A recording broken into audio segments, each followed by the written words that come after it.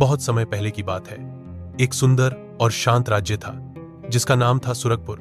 उस राज्य पर एक नेकदिल और न्यायप्रिय राजा राज करता था जिसका नाम था वीरेंद्र। राजा वीरेंद्र हर दिन सूरज की पहली किरण के साथ उठता, पूजा करता और फिर अपने राज्य के काम में लग जाता।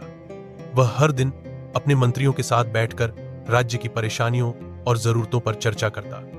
उसका एक ही सपना था, उसका राज्य ऐसा हो जहां कोई भी दुखी न हो, कोई भूखा न रहे और हर किसी को न्याय मिले।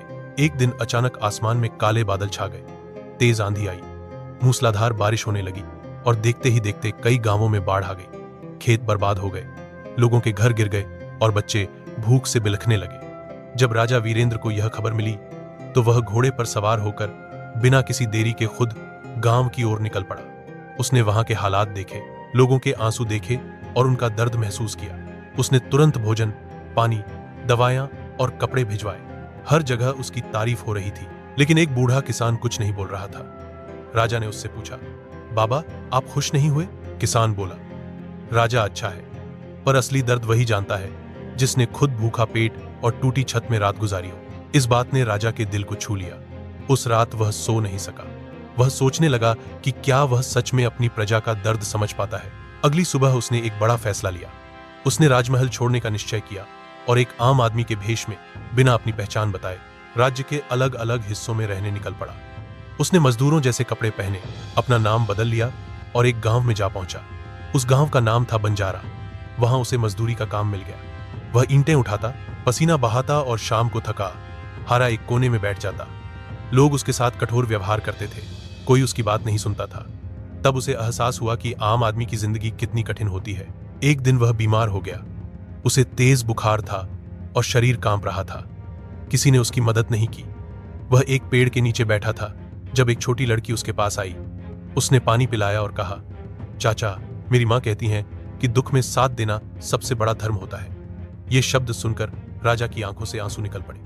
वह जान चुका था कि सच्चा राज्य वही है जहां एक आम बच्चा भी सेवा और करुणा को समझता हो। अगले दिन राजा वीरेंद्र कुछ बेहतर महसूस कर रहा था। उसने उस छोटी लड़की का धन्यवाद किया और पूछा, तुम्हारा नाम क्या है? लड़की मुस्कुराते हुए बोली, मेरा नाम गौरी है।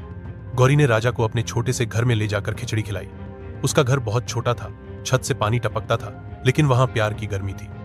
गौरी की माँ एक विधवा महिला थी जो दूसरों के घरों में काम करके किसी तरह गुजारा करती थी।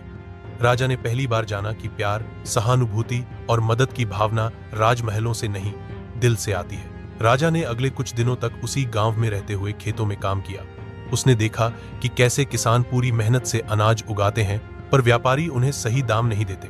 उसने महसूस किया कि गरीब सिर्फ पैसों से नहीं, सम्मान की कमी से भी दुखी होता है। हर रात वह थका हुआ अपनी चट्टाई पर लेटता और सोचता कि जब वह वापस राजा बनेगा तो वह क्या क्या बदलाव लाएगा। वह अब पहले जैसा राजा नहीं रहा था, अब वह एक सच्चा सेवक बन चुका था। कुछ हफ्तों बाद वह दूसरे गांव की ओर चला। इस गांव का नाम था धर्मनगर। यह गांव शिक्षा से वंचित था। वहां के बच्चे मजदूरी करते थे, स्कूल जाना उनके लिए सपना था। एक दिन राजा ने देखा कि एक लड़का मिट्टी पर लकड़ी से अक्षर लिखने की कोशिश कर रहा है। उसने पूछा, तुम क्यों पढ़ना चाहते हो? लड़के ने जवाब दिया, मैं पढ़ लिखकर बड़ा आदमी बनना चाहता हूं ताकि मेरी मां को कभी रोना न पड़े। राजा यह सुनकर गहरी सोच में डूब गया। धर्मनगर में कुछ दिन बिताने के बाद राजा एक तीसरे गांव नीलकुंड पहुंचा जो पहाड़ों के बीच बसा था। वहां के लोग बहुत ईमानदार थे, लेकिन पानी की भारी कमी से जूझ रहे थे। कई किलोमीटर दूर से महिलाएं पानी लाने जाती थीं, बच्चे और बूढ़े प्यासे रह जाते थे। राजा ने वहां देखा कि लोग ताजे पानी की एक बूंद के लिए भी कैसे तरसते हैं। वह खुद भी हर दिन पानी भरने जाता था। इस कठिनाई ने उसे एहसास दिलाया कि सुविधाएं सिर्फ राजमहल तक सीमित नहीं रहनी चाहिए। एक रात जब वह जंगल से होकर लौट रहा था तो उसे कुछ डाकुओं की आवाजें सुनाई दी। उन्होंने एक गरीब व्यापारी को लूट लिया था। राजा ने साहस दिखाया और बिना डरे उन डाकुओं का सामना किया। थोड़ी मारपीट के बाद वह डाकुओं को भगाने में सफल रहा। घायल व्यापारी ने राजा से कहा, भाई, तुम्हारा दिल बहुत बड़ा है, तुम तो सच्चे रक्षक हो। यह सुनकर राजा मुस्कुराया, लेकिन उसने अपनी पहचान अभी भी छुपा रखी थी। धीरे धीरे महीनों बीत गए। राजा अब कई गांवों का हाल देख चुका था, कई तकलीफों को महसूस कर चुका था। उसने अब तय कर लिया था कि वह अपने असली रूप में वापस जाएगा और राज्य को नई दिशा देगा। उसने गुप्त रूप से संदेश भिजवाया और कुछ ही दिनों में एक विशेष सभा बुलाई गई। सभा के दिन वह गरीब मजदूर के रूप में सभा में पहुंचा। सभी मंत्री, दरबारी और प्रजा वहां एकत्र थे। जब उसने मंच पर आकर अपनी असली पहचान बताई तो सब हैरान रह गए। कोई सोच भी नहीं सकता था कि महीनों से गायब राजा उनके बीच मजदूर बनकर रह रहा था। सब लोग खड़े हो गए और तालियां बजाने लगे।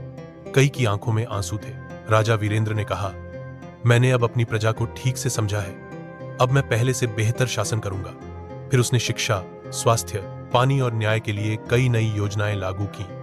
गांवों में स्कूल खोले गए, हर गांव में पानी की व्यवस्था की गई, किसानों को सही दाम मिलने लगे और बच्चों को मुफ्त शिक्षा मिलने लगी। कुछ महीनों बाद सुरगपुर पूरे देश का आदर्श राज्य बन गया। राजा की सच्ची पहचान अब सिर्फ एक शासक की नहीं, बल्कि एक सेवक की बन चुकी थी। गौरी, वह छोटी बच्ची, अब एक स्कूल की पहली छात्रा थी। धर्मनगर का वह लड़का अब जिले का टॉपर बन चुका था और नीलकुंड गांव में अब हर घर में पानी की टंकी थी।